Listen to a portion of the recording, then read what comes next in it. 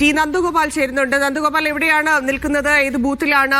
തിരക്കുണ്ടോ? ഉച്ചയായതുകൊണ്ട് തന്നെ ആളുകൾ കുറഞ്ഞിരുന്നു. പക്ഷേ ഇപ്പോൾ വൈകുന്നേരത്തോടടുക്കുമ്പോൾ ആളുകളിൽ കൂടുതൽ ആളുകൾ എത്തിക്കൊണ്ടിരിക്കുന്നുണ്ടോ പോളിംഗിനായി? പെർസെന്റേജ് ഇപ്പോൾ അപ്ഡേറ്റ് ചെയ്തതനുസരിച്ചാണെങ്കിൽ 70% ജില്ലയിൽ കടക്കുന്നു.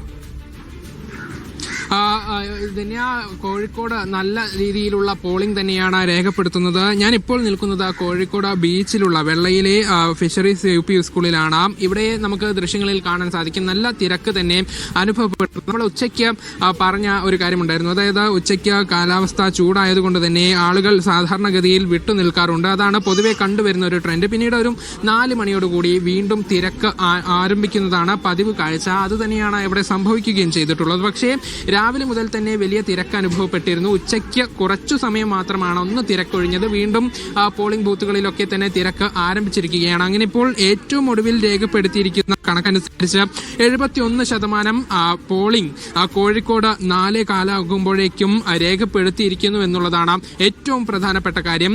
കഴിഞ്ഞ തവണ 2020 79% കോഴിക്കോട് പോളിംഗ് രേഖപ്പെടുത്തിയിട്ടുള്ളത്. ഈ നിലയ്ക്ക് കാര്യങ്ങൾ പോവുകയാണെങ്കിൽ പോളിംഗ് നല്ല രീതിയിൽ തന്നെ രേഖപ്പെടുത്തും എന്നുള്ളതാണ് രാഷ്ട്രീയ പാർട്ടികൾ കൂടെ വിലയിരുത്തുന്നത്. ഇതേ ട്രെൻഡ്, ഈ തിരക്ക് വൈകിട്ട് 6 മണി വരെ എല്ലാ ബൂത്തുകളിലും ഉണ്ടാകാനുള്ള സാധ്യതയാണ് ഇപ്പോൾ എല്ലാവരും വിലയിരുത്തുന്നത്. പ്രത്യേകിച്ചും ഉച്ചയ്ക്ക് ശേഷം ജോലി കഴിഞ്ഞ് ഉൾപ്പെടെ എത്തുന്നവർ വോട്ട് ചെയ്യാനായി കൂടുതലായി ബൂത്തുകളിലേക്ക് എത്താനുണ്ട് എന്നുള്ളതാണ് രാഷ്ട്രീയ പാർട്ടികളുടെ ആളുകൾ വിലയിരുത്തുന്നത്. അങ്ങനെയെങ്കിൽ ഈ ട്രെൻഡ് നീണ്ടുപോകും, പോളിംഗ് കൂടുതൽ രേഖപ്പെടുത്തുമെന്നുള്ളതാണ് നിലവിലെ വിലയിരുത്തൽ. ഏതായാലും നഗരസഭകളിലും കാര്യമായ പോളിംഗ് തന്നെ ഉണ്ട്. അതിൽ കൊയിലാണ്ടിയിൽ 70%, വടകര 70%, പയ്യോളി 71%, രാമനാട്ടുകര 77%, ഫറോക്ക് 70%, കൊടുവള്ളി 71%, മുക്കം 73%. അങ്ങനെ നഗരസഭകളിലും കാര്യമായ പോളിംഗ് തന്നെയാണ് രേഖപ്പെടുത്തിയിട്ടുള്ളത്. കോഴിക്കോട് കോർപ്പറേഷന്റെ മാത്രം കാര്യം പരിശോധിച്ചാൽ 64%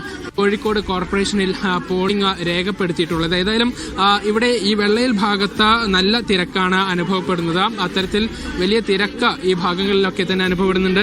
ഉച്ചയ്ക്കാണോ ലേറ്റായ വോട്ട് ചെയ്യാൻ പറ്റുക? എങ്ങനെയാണ്, എന്തൊക്കെയാ പ്രതീക്ഷകൾ എന്താണ്? നമുക്ക് പ്രതീക്ഷകൾ രണ്ടാളായിട്ട് നിന്നാൽ ഏതെങ്കിലും ഒരാളെ ജയിക്കുള്ളൂ. അപ്പൊ 3-4 ആൾ നിൽക്കണില്ലേ, ഏതെങ്കിലും ഒരാൾ ജയിക്കും, അത്ര പ്രതീക്ഷ. എങ്ങനെയാണ് ഇവിടെ തിരക്കുണ്ടോ? കുറെ നേരം വന്നിട്ട് ഇപ്പൊ ഉച്ചന്റെ ശേഷമാണ്. രാവിലെ എന്താണെന്ന് അറിയില്ല. ഉച്ചന്റെ ശേഷം ഇപ്പൊ വന്നപ്പോ നല്ല തിരക്കാണ്. കുറെ നേരം വന്നിട്ട് ഇല്ല, കുറച്ച് നേരം ഇട്ടുള്ളൂ.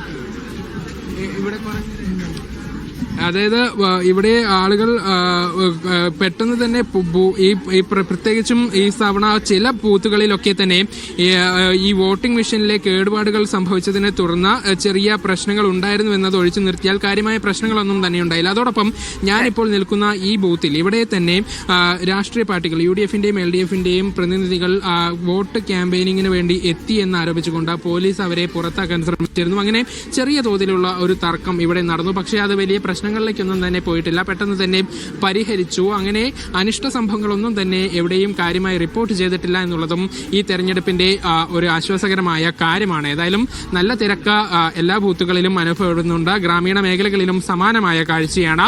നിലവിൽ 71%. ഇതേ ട്രെൻഡ് തന്നെ തുടർന്നു പോകുമെന്നുള്ളതാണ് നിലവിലെ വിലയിരുത്തൽ.